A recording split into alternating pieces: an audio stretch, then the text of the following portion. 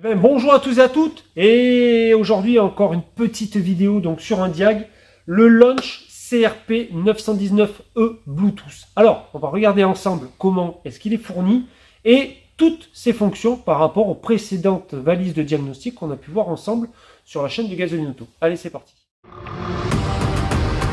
Fasciné d'automobile depuis mon plus jeune âge, mon hobby, acheter au meilleur prix des véhicules aux quatre coins de l'Europe, voire du monde, pour ensuite les remettre en état et les proposer à la vente. Du véhicule sinistré au véhicule de collection, les surprises ne manquent pas. Le plus compliqué, respecter le budget et tenir les délais. Bienvenue dans Gasoline Auto.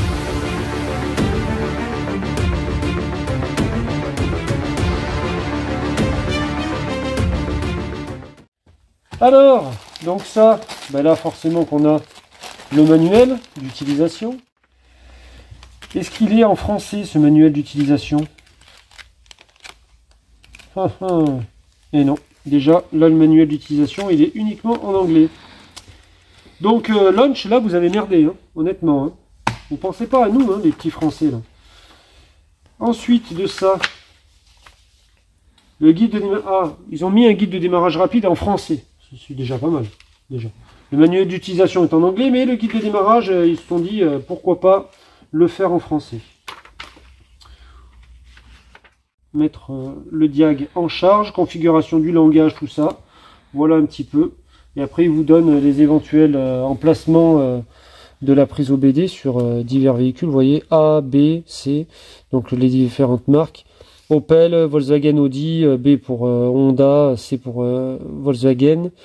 Et encore des fois que les Volkswagen et Audi, j'ai envie de dire que c'est plutôt sous le volant que au milieu sur la console centrale. Mais bon, ensuite de ça, qu'est-ce qu'il y a d'autre? Ouais, bon, ça c'est pour le démarrage rapide, hein. Il n'y a rien d'extraordinaire. Il vous explique juste comment faire vos premiers pas pour pouvoir vous en servir. Mais ça s'arrête là.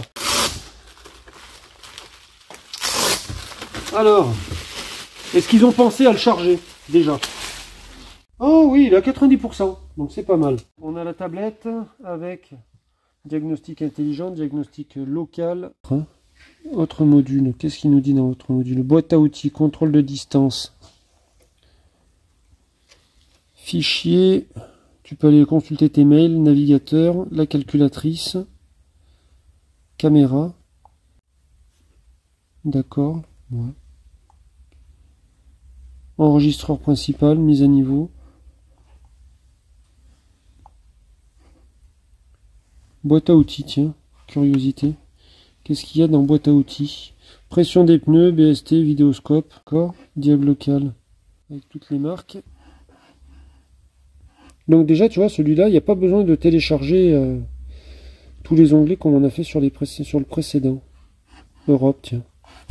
C'est ça, nous, qui nous intéresse. Est-ce qu'on a toutes les marques? Vauxhall, Volvo, VV. Ouais, ça a l'air d'être pas trop mal. Ensuite de ça, mise à niveau du logiciel, donc ça doit être pour les mises à jour. Hop, réinitialiser. Réinitialisation de la D-Blue.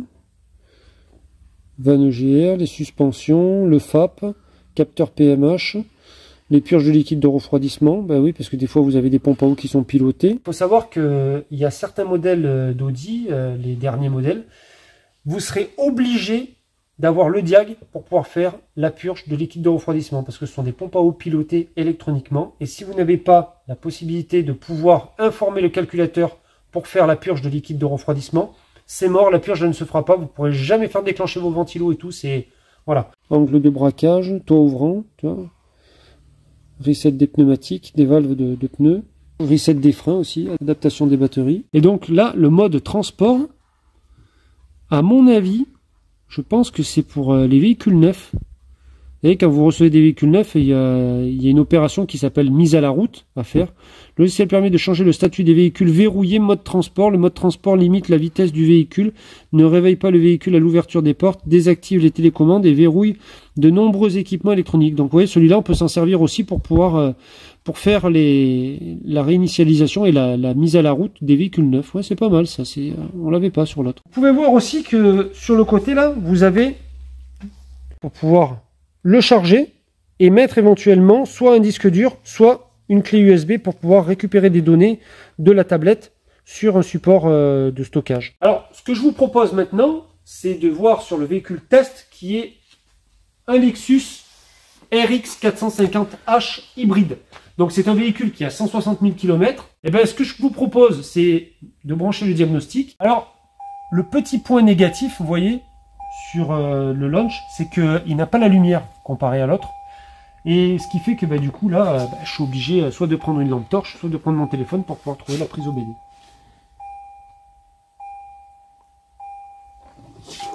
Le boîtier Bluetooth est actif, vous voyez, power, donc il est bien en tension, il est bien en accord avec le véhicule et il est bien allumé.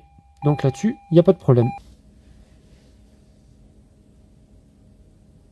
Alors, Toyota série, tous les systèmes, diagnostic. Donc là, il nous donne bien entendu les caractéristiques du véhicule. Voilà, donc c'est une discipline et tout ce qui s'ensuit. Hop là, donc Asie, Lexus, confirmé. Test rapide, hop. Donc là, il avait sélectionné, il avait analysé le véhicule sur lequel il est demandé de faire la lecture de code défaut. Et là, maintenant, il rentre dans les calculateurs pour faire une lecture de code défaut. Donc on a déjà 2 codes défaut. Alors, système trop pauvre, banc 2. Donc ça, c'est dû parce que tout simplement, le véhicule tourne moitié éthanol et moitié sans plomb 98. Voilà. D'où le souci. Performance du carburant injection indirecte. Donc ça, je pense que pour moi, c'est lié. Il n'y a pas de code défaut qui soit actif. Ce n'était que des codes défauts en mémoire. D'où l'intitulé Histoire. Il était une fois. Maintenant, je vais redémarrer le véhicule et je vais refaire une lecture de code défaut. Voilà, vous pouvez voir que après avoir démarré le véhicule, du coup, il n'y a plus de code défaut. Mais, vu que j'ai fait la vidange sur ce véhicule-là, entretien requis, donc il va falloir que je fasse la remise à 0. Pour ce faire, il va falloir aller là, dans les menus. Ici, je vais aller donc dans paramétrage véhicule. Hop, je le valide. Et là, ensuite de ça, je vais dans vidange huile moteur. Réinitialiser les données. Oui. Les données ont bien été réinitialisées. Donc, le véhicule repart avec sa périodicité constructeur. On arrive donc aux conclusions de l'essai de cette tablette Launch CRP 919E Bluetooth. Qu'est-ce que j'en pense exactement? Je vais vous donner mon avis. C'est pas mal. Il y a, on va dire, pas mal de fonctions. Au niveau de tout ce qui est remise à 0, tout ça, franchement, elle est très très complète. Après, elle est quand même un peu plus compliquée au niveau de la prise en main. Voilà. C'est pas quelque chose que vous allez pouvoir donner à quelqu'un qui est novice, comme j'avais fait avec la précédente et mon fils. Là, il faut quand même l'utiliser pas mal de fois pour pouvoir bien connaître tous les paramètres et tout, et pouvoir ensuite de ça s'en servir, on va dire, avec un peu plus d'aisance.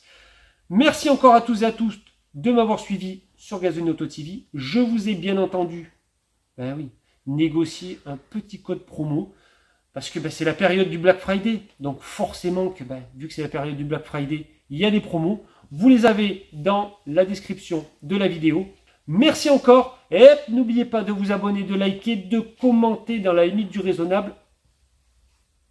Et au week-end prochain, pour une nouvelle vidéo. C'est reparti. Allez, merci. Prenez soin de vous. Bye.